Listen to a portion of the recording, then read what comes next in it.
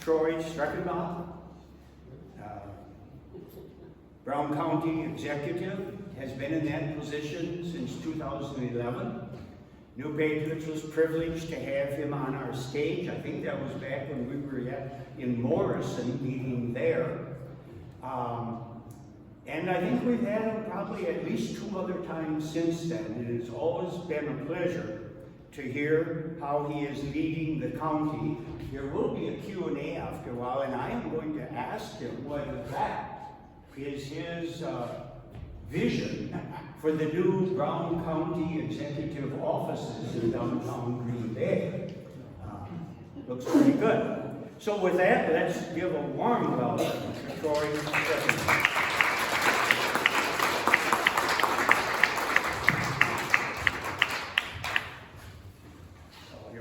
Thank you. Good evening, everyone. Good evening. It was enjoyable to hear your words as you kind of remind yourself why today somewhere I don't know if it was where I was driving, but it was on talk radio and they were talking about the sacrifice that veterans have made and what has given us this great country and freedom of speech and assembly and everything, and then you just kind of reminded about how great this country is. And as he was mentioning about the importance that we're just one generation from losing it if we don't fight for the freedoms of this country. So appreciate the words. As was mentioned by Ron, I've been able to come to this organization a few times. I do remember the Morrison debates that you guys welcomed me to. And are you able to hear me okay? Do I need to make sure I'm getting close? I'm going to eventually need to look at the slides. And no, that is not the vision. I'll talk to Jeff to get a more appropriate slide to represent the actual Brown County skyline. What I'm hoping to do today is kind of give you a brief financial update as to where Brown County is, what we've done as far as your finances, because in the end, it's your money that we're spending. And hopefully by the time that I'm done, you'll see that, 1, we do have the taxpayer in mind. 2, we are making appropriate investments to improve the quality of life, to make our community a sought-after place for families and businesses to want to invest. And 3, ultimately, we're a good place to live. We have public safety, we have good roads, we have good parks. And I think that's, when we think about what we want in the community, those are some important tenets. But first, let's start and talk about the finances. So, first thing is the tax rate.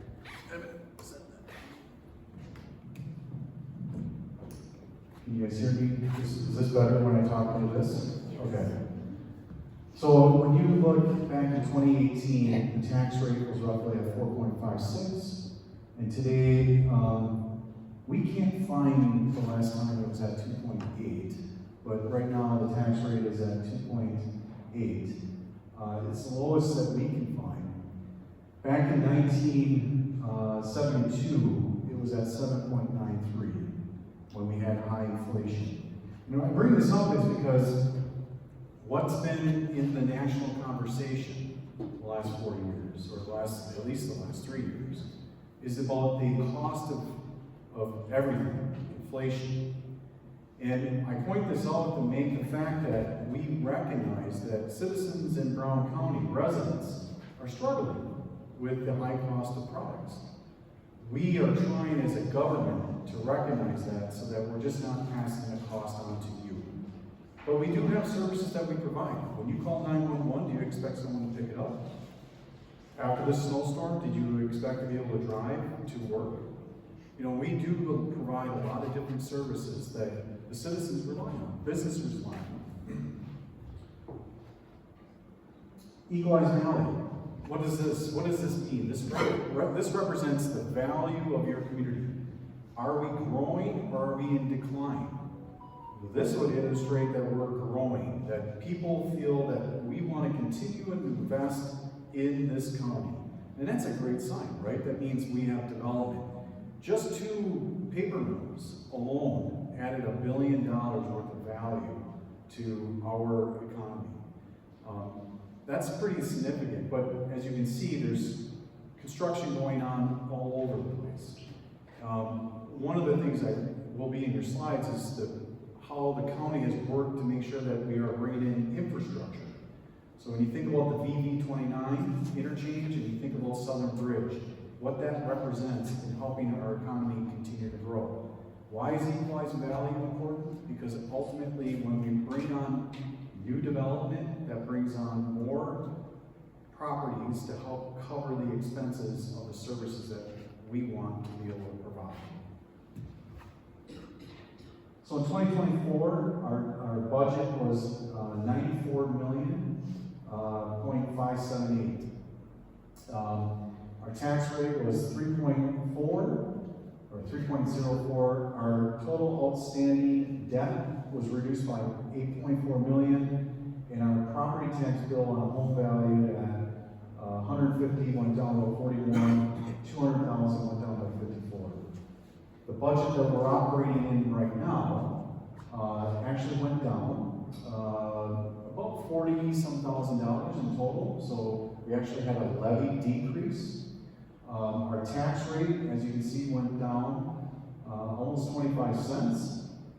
Our outstanding debt went down again by 7.7 million. And for a typical home at 150,000 was $36, and $200,000 home went down by almost $50. So again, the last 2 years' budgets, we are showing continuous improvement on our overall financial budget. Population. Brown County, we expect to continue to grow. We're one of the actual few counties in the state of Wisconsin that will see population growth. And that's important. Why? Because what's the number one thing you hear from the employers? They need help.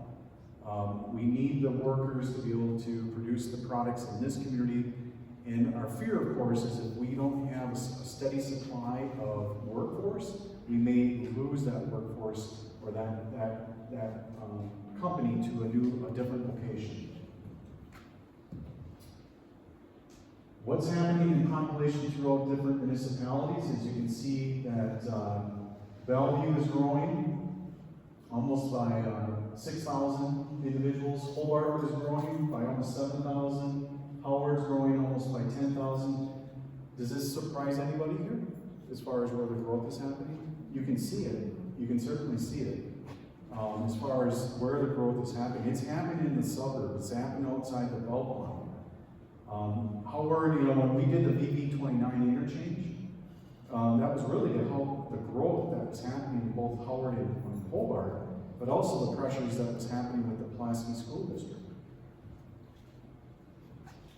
As you see, Alloy, Depew, and Green Bay, they're older communities. They're landlocked. And right now, some of the newer communities that are greenfields, they're easier and cheaper to build in. Population by municipality and the towns, as you can see, Lawrence and Lebanon are growing as well. And Lawrence makes sense, again, the Southern Bridge.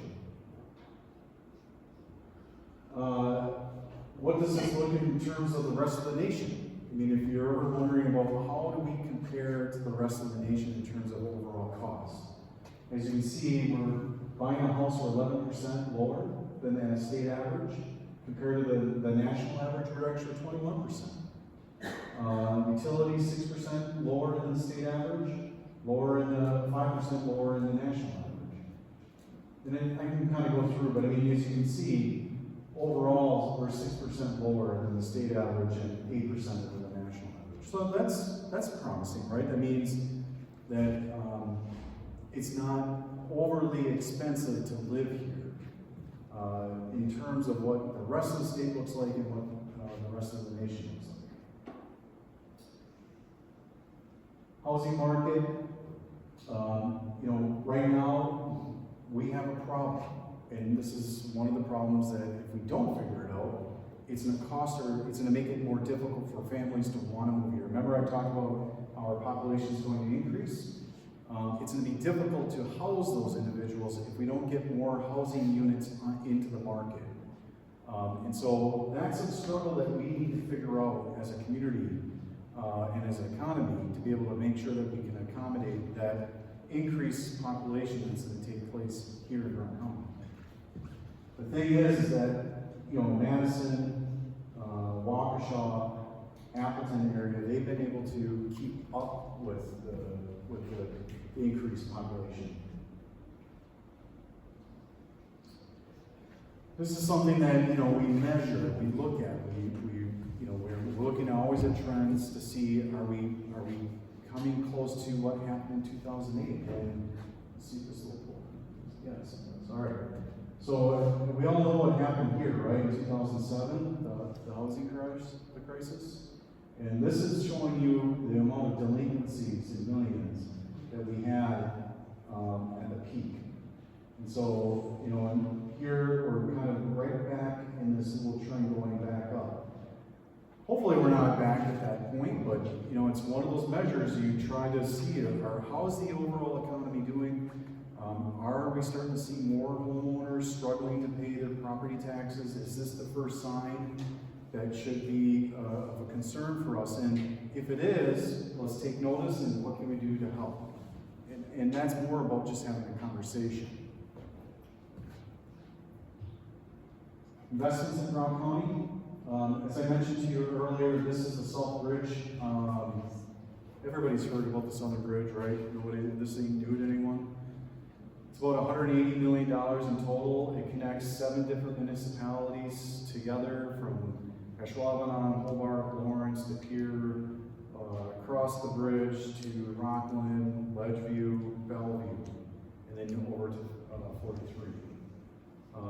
We have been successful in bringing roughly about $105 million from the state to help us pay for the overall project. I can tell you that that bridge will be, hopefully, knock on wood, completed by 2029. When you drive down 41, you can already see the interchange being constructed. We, as a county, so that's a state project. The county's working on the access points from the Lawrence, Hobart Lawrence area and Ashwaubenon on Grant Street, and we're working our way to the interchange. So there's going to be a lot of construction. Hopefully in about 4 or 5 years, we'll be able to cross the bridge. Don't know if we'll necessarily be able to get all the way to XGV by maybe by 2031 we'll be able to do that. But the bridge will be completed hopefully by 2029.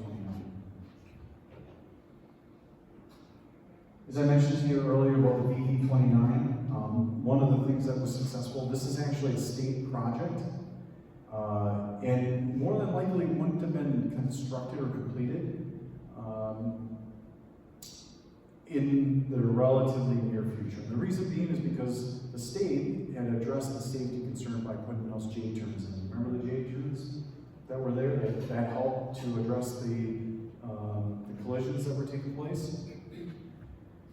So we, the Village of Hobart, through Mr. Heidel and his community and Howard, really were advocating for that interchange to be brought on. And unfortunately, the state just didn't have the coffer to cover that expense along with all the other needs of the state's infrastructure. And so what we did is we actually went out to Washington, D.C., and this is during actually Trump's first administration. And we were successful in getting a build grant, which was essentially, they were able to give us $20 million to build this interchange. Howard and Hobart and the county equally put in the remaining $7 million to cover the expense. But this is to help those communities, along with the Village of Pulaski, Pittsfield, to really, one, address the public safety part, the traffic. 2, it's to help them with economic development. And 3, it's just to continue to grow, and it's exciting. Phoenix Innovation Park. One of the things that we noticed that as a county, that our university in this region, the University of Wisconsin-Green Bay, for forever, for at least I can remember, has always kind of been second thought in terms of this university system. As far as enrollment numbers, it was, bottom of the last. And allocations of dollars from the state didn't seem that it was making its way up here. And why that's important is back in 2014, the Governor Walker asked me to be on the governor's task force for workforce investment. And at that time, we were discussing the issue of population. Now, the state of Wisconsin technically will have 200,000 less people by 2050. We don't want to be in that situation. Now, when I told you that our goal, we're to be up by 40,000 by 2050, that's a good sign. What we started to realize is that we needed to have brain gain, not brain drain, at least in Northeast Wisconsin, and specifically Brown County. Well, what we learned quickly is that post-secondary education, NWTC has a 97% retention rate for the region's market.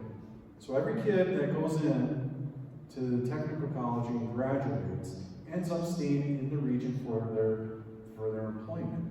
That's a great stat, right? You want kids, and we all know that right now, between the trades, the technical college, those are really important because those are some of the drivers of our high costs. But we also need people with 4-year degrees. University of Wisconsin-Green Bay has a 70% retention rate. And at the time when we were looking at this, the university was at around 7,500 enrollees. Today it's at 11,000, by the way. For every 1,000, that's 700 individuals now available for our workforce. And that's really, really important for our long-term success of our university, of our county, and the region's economy. Why is that? Why did I just go through all that? One of the things that we noticed in 2016, 2017, and eventually got into the budget through Governor Walker was the STEM Innovation Center. Brown County is the only county in the state of Wisconsin that owns a building on university system property.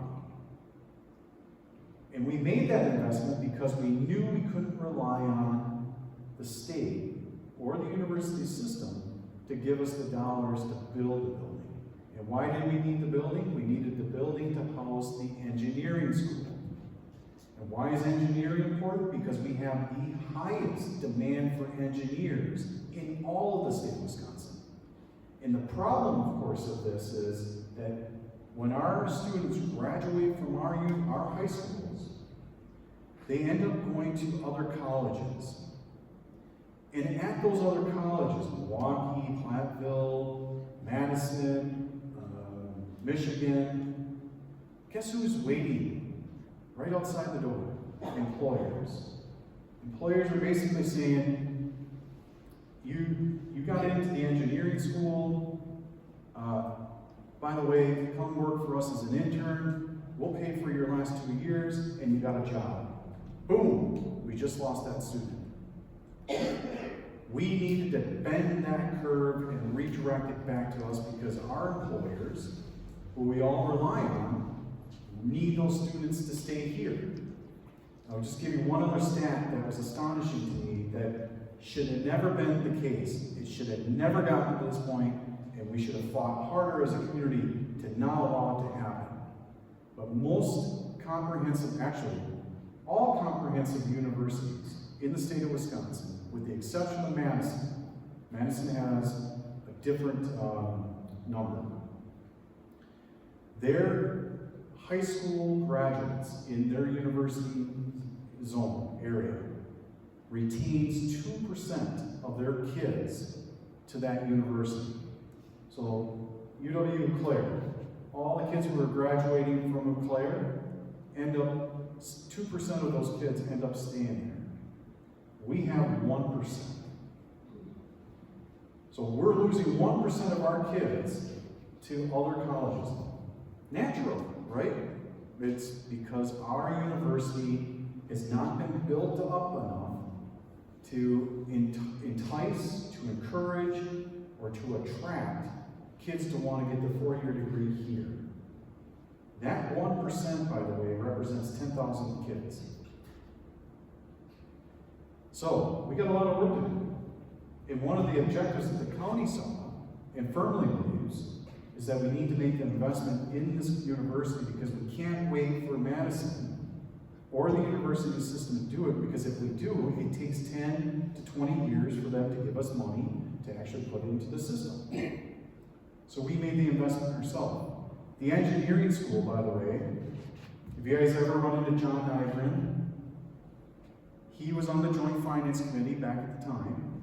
He made the motion to put the engineering school into the budget. But the one caveat was this: no funding. We had to fund it ourselves. And guess what? Just like that, the community raised $13 million. One, to build a building, because Brown County put in $5 million, the state of Wisconsin put in $5 million, and we privately raised $5 million. But we also needed to get $6 million for the engineering school. Dick Resch wrote out a check. In the end, our community came together, and we were able to fundraise and put that into place. And the reason why I put that up is because the community knew, or the businesses knew, how important it was. And today, I'm not saying that the STEM Innovation Center is the reason, but it's one of the small little pieces of the puzzle that helped our university go from 7,500 students to 11,000 students. So hopefully this helps our economy long term.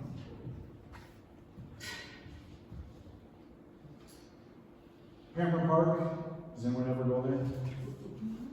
It's a beautiful park. We'll be making some investments there, just overall continue to improve it.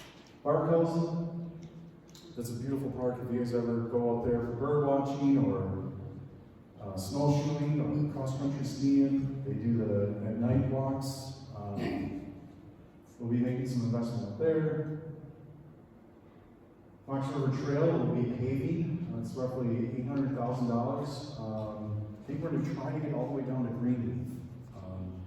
The usage of that Fox River Trail is the most used in the United States, or in the state of Wisconsin. So the reality is, with the use comes deterioration and the requirement for us to maintain it, and at the same time, increased demand. The increased demand is that people want to go further. So we're going to do it with the help of private funds, state grants, and some local money. We're actually working on creating a Fox River Trail west side. Now, it's not going to be the same as the east side, where you took rails and turned them into trails. This is going to be more of a concerted effort between Ashwaubenon, Brown County, and De Pere. The goal, of course, is to make one big loop. So you'll be able to start in De Pere and go all the way down to Green Bay, cross the bridge, and then come back and end up in the same spot. So that'll take a long time, but right now we're going to be working on the Village Alley to put their bridge in. And you can actually take that walk now from where they put that bridge in. You can all go all the way to where they have that the little marina. You guys know what I'm talking about? No? Okay.